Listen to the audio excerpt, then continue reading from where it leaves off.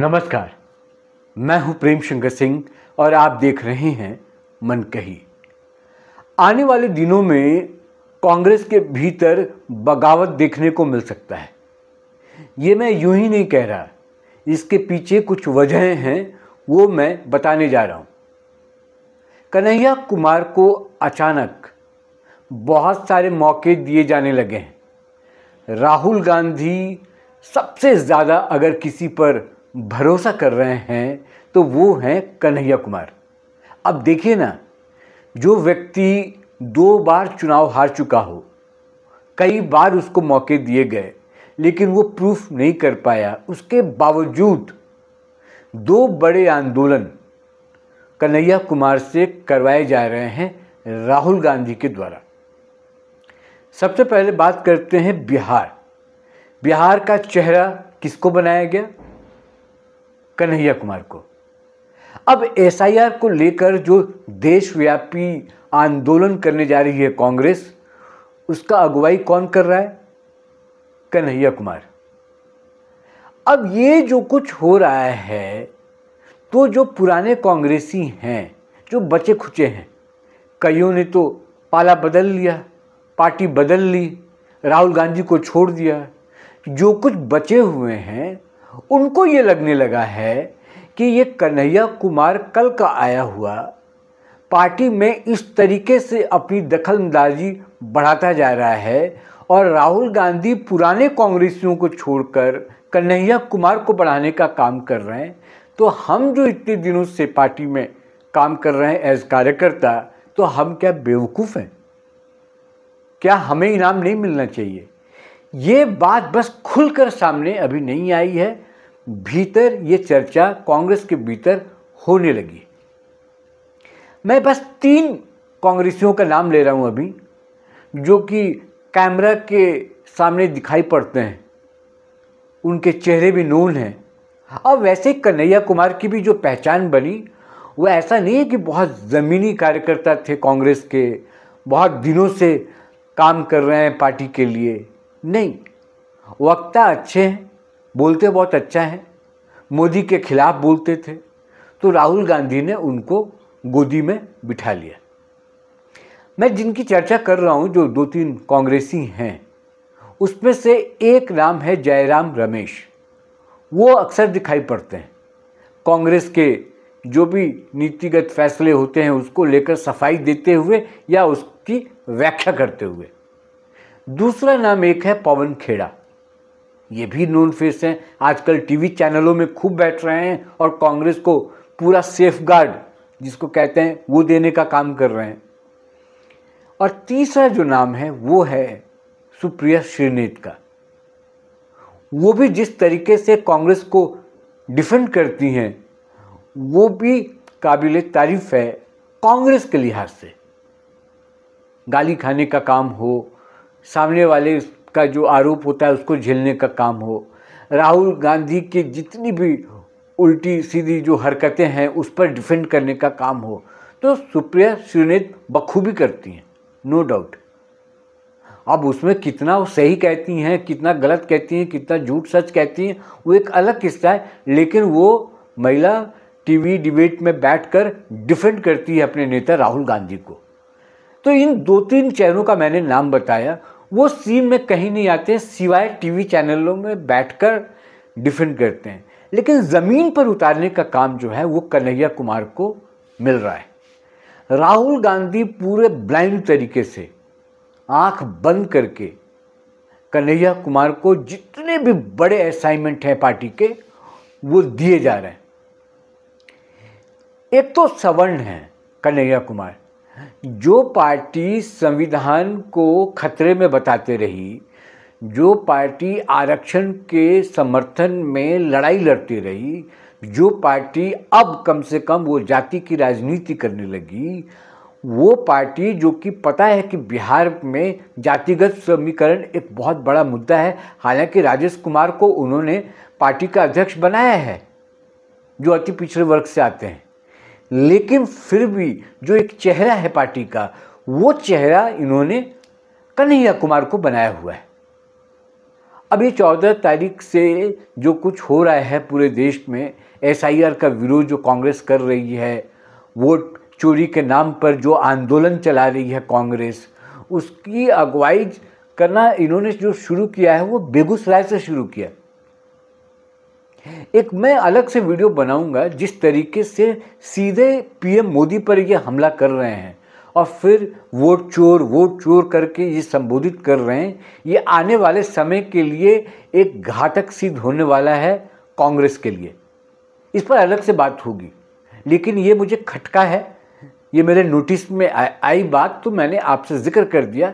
इस पर मैं अलग से बात करूंगा और फिर इसका खामियाजा कैसे भुगत सकती है कांग्रेस, इस पर चर्चा करेंगे।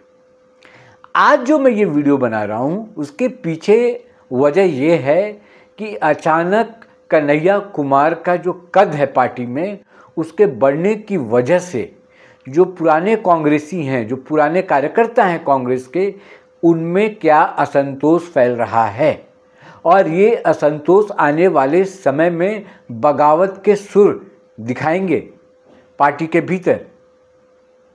अब राहुल गांधी का जो वर्किंग स्टाइल है उससे तंग आकर कई दिग्गज कांग्रेसी छोड़कर गए हैं पार्टी को और बीजेपी में शामिल होकर आज सरकार में हैं। बाकी तो नाम बहुत है, लेकिन सिर्फ एक नाम मैं बताऊंगा तो कड़ियां अपने आप जुड़ जाएंगी और वो नाम है ज्योतिरादित्य सिंधिया का। अब वो एक कोर माने जाते थे, कोर ग्रुप के हिस्सा माने जाते थे, लेकिन ज्योतिरादित्य सिंधिया को समझ में आ गया कि राहुल गांधी चल नहीं पाएंगे और बिहार की राजनीति का जो मिजाज है वो समझ नहीं पाएंगे, तो इनके साथ लंबा चल पाना मुश्किल है। तो उन्होंने कांग्रेस का भविष्य देखते हुए एक फैसला लेकर वो बीजेपी में शामिल हो गए थे। ऐसे और भी कई नाम हैं, मैंने बस एक आपको एग्जाम्पल के तौर पर दिया। सचिन पायलट का नाम मैं नहीं भूलूंगा। सचिन पायलट भी यंग लीडर है जो कि कई बार नैया इधर से उधर डोली है, लेकिन वो नैया अभी तक समंदर के लहरों के बीच चली जा रही। वो है सचिन पायलट। उनको भी कोई बड़ी जिम्मेदारी पार्टी की तरफ से नहीं दी जा रही। तो कन्हैया कुमार सिर्फ अच्छे वक्ता होने की वजह से क्या इस बात के लिए हकदार हो जाते हैं कि वो आज की तारीख में, आप इसको ऐसे समझिए, ये कोई बहुत बड़ी बात नहीं बोल रहा मैं, कि आज की तारीख में कांग्रेस में ऐसा लगता है कि राहुल गांधी के बाद प्रियंका गांधी को भी मैं उस लिस्ट में नहीं ला रहा। वो कन्हैया कुमार हो गए, नंबर 2 हो गए हैं क्या पार्टी में? ये एक विषय है, एक सवाल है, इस पर आप भी सोचिए, मैं भी सोच रहा हूँ, और बाकी पार्टी सोचे ना सोचे ये तो ये इनका विषय है। लेकिन ऐसा लगने लगा है कि SIR जैसा मुद्दा जो आज की तारीख में कांग्रेस के लिए संजीवनी का काम कर रही है, और उस बड़े मुद्दे को लेकर पार्टी अध्यक्ष नहीं और भी कई नेता हैं, उनको आगे नहीं करके कन्हैया कुमार को लीड करने का मौका दिया गया। तो एक क्राइसिस मुझे दिखाई देता है पार्टी में, कि पार्टी में नेताओं की कमी हो गई है, लोग नहीं हैं, या जो लोग हैं वो अपनी बातों को उतना इफेक्टिव तरीके से नहीं बोल पा रहे हैं जितना कि कन्हैया कुमार बोल रहे हैं। Kanhaiya Kumar basically crowd puller हैं, इससे ज़्यादा कुछ नहीं, और वो क्राउड वोटर में कन्वर्ट नहीं होते हैं, यह हमने देख लिया। गृह प्रदेश अपने राज्य में भी चुनाव लड़कर उन्होंने देख लिया, समर्थन नहीं मिला, चुनाव हार गए। दिल्ली जहाँ से उन्होंने पढ़ाई की, दिल्ली में भी वो चुनाव हार गए। तो कन्हैया कुमार के नाम से जो इतना बड़ा हौवा बनाया गया है वो किस आधार पर बनाया गया है मुझे नहीं पता। और जिस देश में एक बार फिर से जाति की राजनीति हावी हो या हो रही हो, वहाँ पर कन्हैया कुमार को आप फेस बनाकर वो भी बिहार में ला रहे हैं, तो इसका जवाब राहुल गांधी को आने वाले समय में पार्टी को, अपने संगठन को देना पड़ेगा। किस सोच के साथ आपने कन्हैया कुमार जैसे चेहरे को बिहार में लाया? एक तो ये पहलू हो गया, ये कांग्रेस की बात हो गई।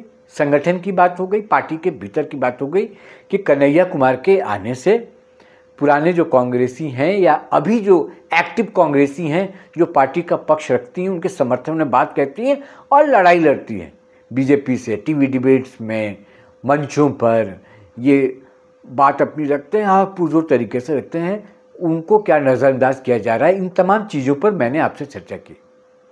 अब एक दूसरा पहलू है, जो लोग नहीं चाहते थे उनमें दो और नाम हैं जो कि पार्टी के तो नहीं हैं लेकिन उस गठबंधन में हैं, महागठबंधन में हैं, वो है आरजेडी। नहीं चाहने वालों में लालू प्रसाद यादव और तेजस्वी यादव भी हैं। ये भी दोनों नहीं चाहते थे कि कन्हैया कुमार बिहार में चेहरा बने, लेकिन उसके बावजूद राहुल गांधी ने एक लड़ाई ली है जो कि अप्रत्यक्ष रूप से अभी सामने नहीं आ रही, लेकिन अंदर खाने चर्चा तो हो रही है। आरजेडी में भी हो रही है और कांग्रेस में भी हो रही है। 2024 का चुनाव आपको याद होगा कि कन्हैया कुमार को बिहार में घुसने नहीं दिया गया और वहाँ पर राहुल गांधी भी चुप हो गए। अभी कुछ महीनों पहले की बात है, जो वहाँ पर एक विरोध प्रदर्शन किया गया बिहार में, उस ट्रक पर राहुल गांधी मौजूद थे, कन्हैया कुमार को चढ़ने नहीं दिया गया।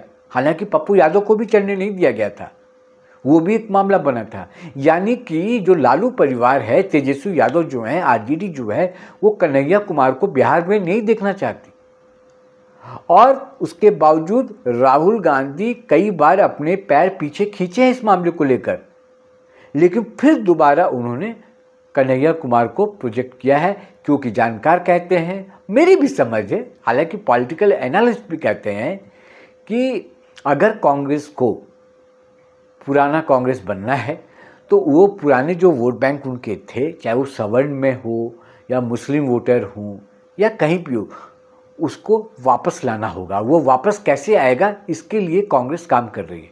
आखिर कब तक वो आरजेडी के पीछे पीछे चलेगी? क्योंकि देखिए, पूरे देश में जो वोट ट्रांसफ़र हुआ है वो पहले कांग्रेस का ही तो था। चाहे वो आज बीजेपी के पास चली गई हो, चाहे वो आरजेडी हो या वो सपा हो, यूपी में हर जगह, या दिल्ली में आम आदमी पार्टी आई, वो किसके वोट बैंक थे? सब कांग्रेस के थे। वो कांग्रेस के सारे वोटर्स धीरे धीरे या तो रीजनल पार्टियों में शिफ्ट हो गई या फिर ब्रॉडर सेंस में आप कहेंगे तो वो बीजेपी के पास शिफ्ट हो गई। तो दो जगह से अंदर खाने विरोध है कन्हैया कुमार का। उसके बावजूद अगर राहुल गांधी कन्हैया कुमार को आगे करते हैं तो समझिए कि कन्हैया कुमार का पार्टी में किस कदर कद बढ़ा है, उनकी पूंछ कितनी बड़ी है राहुल गांधी के सामने। और राहुल गांधी अपना राइट हैंड बना के चल रहे हैं और सारे बड़े मुहिम आंदोलन में कन्हैया कुमार, कन्हैया कुमार, कन्हैया कुमार ही गूंज रहा है।